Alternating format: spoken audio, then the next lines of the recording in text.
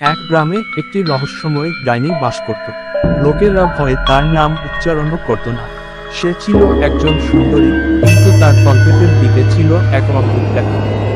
গ্রামের লোকেরা বলতো, যিনি ওই ট্যাটু দেখবে তার জীবনে বিপদ নেমে আসবে। একদিন গ্রামের এক যুবক নামটি চাষি প্রভাত সাহস করে ডাইনির বাড়িতে চলে গেল। তার উদ্দেশ্য ছিল সেই রহস্যময় ট্যাটুর সম্পর্কে জানানো। ডাইনি সেই যুবককে দেখে মূর্তি হেসে বলল, তুমি মনে করো আমি ভয়ঙ্কর, আসলে আমি একটি দুঃখী আত্মা। প্রভাত জানতে পারল ডাইনির জাদুর কারণে সে একটি অভিশাপে পড়ে গিয়েছিল। যারা তার ট্যাটু দেখত তাদের জীবনে দুঃখের ছায়া নেমে আসত। প্রভাত ডাইনিকে সাহস দিল এবং বলল, আপনি যদি প্রত্যেককে সাহায্য করতে পারেন তবে কেন আপনি এভাবে আছেন? ডাইনির চোখে অশ্রু এসে গেল। সে জানালো তার সত্যিকার উদ্দেশ্য ছিল মানুষের সাহায্য করা, কিন্তু তার জাদু মানব জাতির মধ্যে ভয়ের সৃষ্টি করেছিল।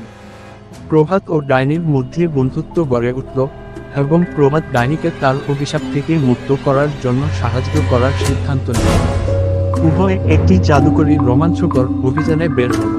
তারা নানা বিপদ আপদ মোকাবেলা করল এবং অবশেষে একটি প্রাচীন পুস্তক খুঁজে পেল যা ডাইনির অভিশাপ মুক্ত করতে সাহায্য করতে পারবে।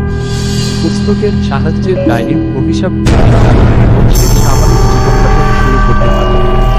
গ্রামের মানুষরা ডাইনির বদলে যাওয়া দেখে এখন তাকে গ্রহণ করতে শুরু করল। ডাইনি প্রভাতকে ধন্যবাদ জানিয়ে বলল, সত্যিকার সাহস মানে মানুষের মধ্যে বিশ্বাস এবং বন্ধুত্ব তৈরি করা। এভাবেই ডাইনি ও প্রভাতের গল্পটি পুরো গ্রামে গুজবের মতো ছড়িয়ে পড়ে। ডাইনির প্রতি মানুষের ভয় দূর হয়ে যায় এবং তারা এক নতুন সৌহার্দ্যের সঙ্গে বেঁচে থাকার সিদ্ধান্ত নেয়।